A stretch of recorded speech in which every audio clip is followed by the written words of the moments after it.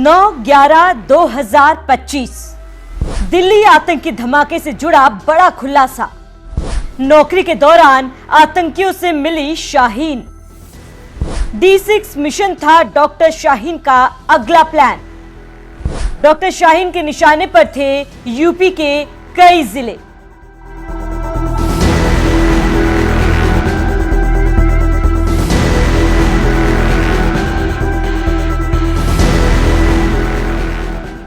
नमस्कार, स्वागत है आप सभी का NMF न्यूज में। मैं हूं आपके साथ शाफनी पटनायक।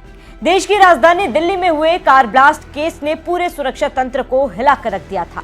जैसे जैसे राष्ट्रीय सुरक्षा एजेंसी NIA और अन्य जांच एजेंसियां तह तक पहुंच रही है, इस मामले में रोजाना ऐसे खुलासे सामने आ रहे हैं जो किसी थ्रिलर कहानी से कम नहीं लगते।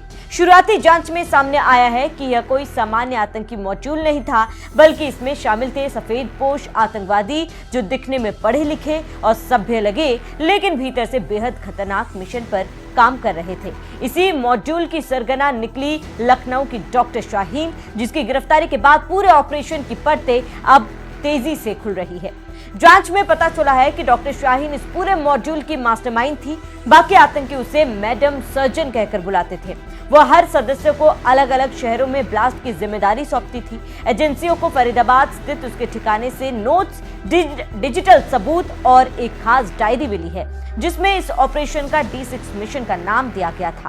हैरान करने वाली बात यह है कि अब पूरा मिशन 6 दिसंबर को अंजाम दिया जाना था, यानी बाबरी मस्जिद विध्वंस की बरसी के दिन। जांच टीम को शक है कि इस सूची में अयोध्या भी शामिल हो सकता था। क्या है D6 मिशन? यह मॉड्यूल कोई रैंडम आतंकी ग्रुप नहीं, बल्कि D6 मिशन नाम की एक भयावह योजना का हिस्सा था। शाहीन अपने गिरोह में हर सदस्य को अलग अलग शहरों में ब्लास्ट की जिम्मेदारी बांटती थी। ऑपरेशन को D6 मिशन का कोड नेम दिया गया था, जो ठीक 6 दिसंबर को अंजाम दिया जाना था। ये तारीख बाबरी मस्जिद विध्वंस की बरसी का दिन है। वहीं लगातार जांच में एजेंसियों को शक है कि इन सबसे टारगेट लिस्ट में अयोध्या के साथ साथ अन्य जिले भी शामिल थे। इन सब के बीच एक बड़ा सवाल कि क्या यह एक बड़ा हमला था जो आखिरी पल में टल गया। जिसके बाद से आपको बता दें, मुख्यमंत्री योगी आदित्यनाथ, उत्तर प्रदेश पुलिस और यूपी ATS ने लगातार इस पूरे मामले पर कार्रवाई की और एक एक करके तमाम छुपे लोगों को ढूंढकर निकाला जा रहा है, छानबीन की जा रही है और उनके जो भी मंसूबे हैं या फिर नापाक कोशिशें हैं, उन्हें फेल करने में पुलिस जुटी हुई है। और इसी को लेकर यूपी ATS को भी बड़ी सफलता लगातार हाथ लग रही है।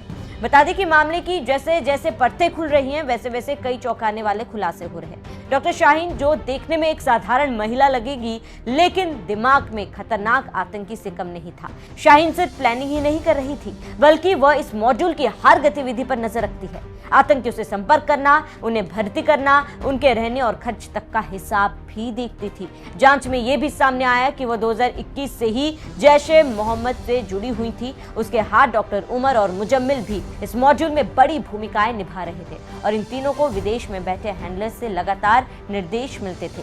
एजेंसियों को यह भी जानकारी मिली है, हवाला नेटवर्क के जरिए मुजम्मिल, उमर और शाहीन तक करीब 20 लाख रुपए पहुंचाए गए थे। इस रकम का इस्तेमाल सुरक्षित फोन खरीदने, ठिकाने बदलने और नई भर्तियों के लिए किया जाता था। अब एजेंसियां शाहीन के बैंक खातों की भी गहन जांच कर रही हैं। तो उसके कानपुर में 3, लखनऊ में 2 और दिल्ली में 2 बैंक अकाउंट मिले थे। यह पता लगाया जा रहा है कि इन खातों में पैसे किसने भेजे और किन किन माध्यमों से भेजे गए।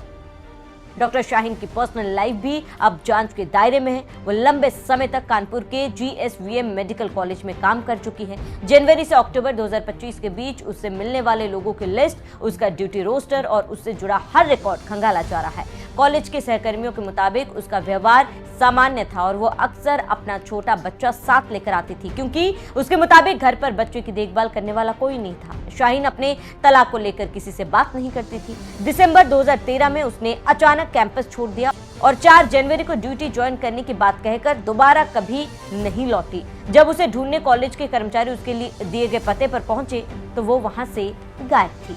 जांच में सामने आया है कि बातचीत में मेडिसिन शब्द बार बार इस्तेमाल किए जा रहे थे। एजेंसी को शक है कि यह शब्द असल में विस्फोटकों या ब्लास्ट मटेरियल के लिए कोडवर्ड था। मैडम एक्स की ओर से भी ये मैसेज बार बार लिखे जा रहे थे ऑपरेशन के लिए मेडिसिन कम नहीं पड़नी चाहिए। सुरक्षा एजेंसियों का मानना है कि यहाँ ऑपरेशन शब्द का इस्तेमाल आतंकी हमले को दर्शाने के लिए किया गया होगा। वहीं दूसरा मैसेज मैडम जेड की ओर से आया था। इसमें लिखा था, मैडम सर्जन, आप हमदर्द ऑपरेशन पर ज्यादा ध्यान दीजिए।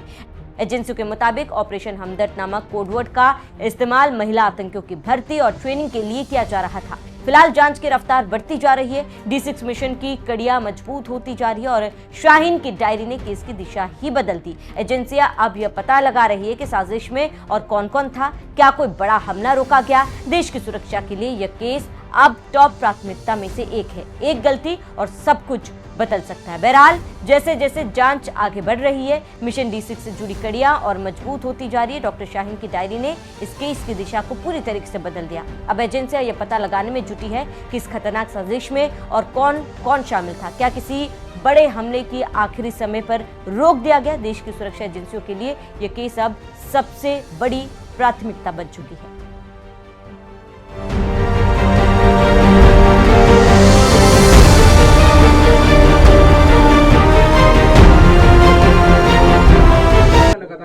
भाई आप लोग जो दिखा रहे हैं बस वही उतना ही मालूम है। अच्छा, जो शाहीन के पास गाड़ी में जो सामग्रियां मिली हैं उसको लेकर के एजेंसियां साफ तौर से कह रही है, जो जैसे मोहम्मद जो संगठन है उससे जुड़ी थी, जम्मू कश्मीर को लेकर के और दिल्ली में ब्लास्ट हुआ उसमें भी उनका सम्मिलित होना बताया गया है। अब सम्मिलित होना बताया गया है, वो क्या जान रहे हैं वो वही जाने भाई। अच्छा, आप लोग कब से उनसे अलग रह रहे हैं? क्या वजह रही कि सभी लोग अलग हो गए?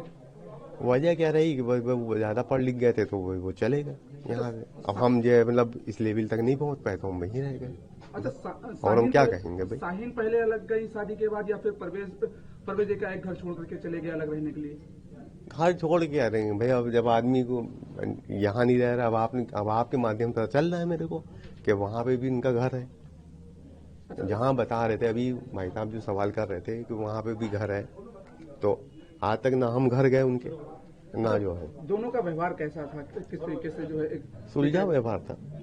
हम तीनों का व्यवहार सुलझा था, दोनों का नहीं कहिए, तीनों का व्यवहार सुलझा हुआ था। लेकिन कोई किसी वजह से जो है नहीं जा पाए, क्या लगता है नहीं मिल रहे। इस घटना को आप लोगों ने देखा, इस घटना को आप लोग किस तरीके से देख रहे हैं? क्या उन्हें वाकई ये लोग सम्मिलित रहे हैं? नहीं, हमको तो नहीं लग रहा है, हमें अभी विश्वास नहीं हो रहा है भाई। अच्छा, ये डॉक्टरी की और डॉक्टरी के बाद एकाएक इधर की ओर रुको हो जाना, सहारनपुर जाना, फिर जम्मू कभी गए? नहीं, कोई नहीं गया कभी। बस सर पैच करके सर। अरे यार, वो बाहर जाना चाह रहे थे, मेरा मतलब नहीं था। हम दोनों लोग शादीशुदा थे और आराम से रह रहे थे, अच्छी बेहतरीन सर्विस थी, 2 बच्चे भी थे, कोई प्रॉब्लम किसी तरह की थी नहीं।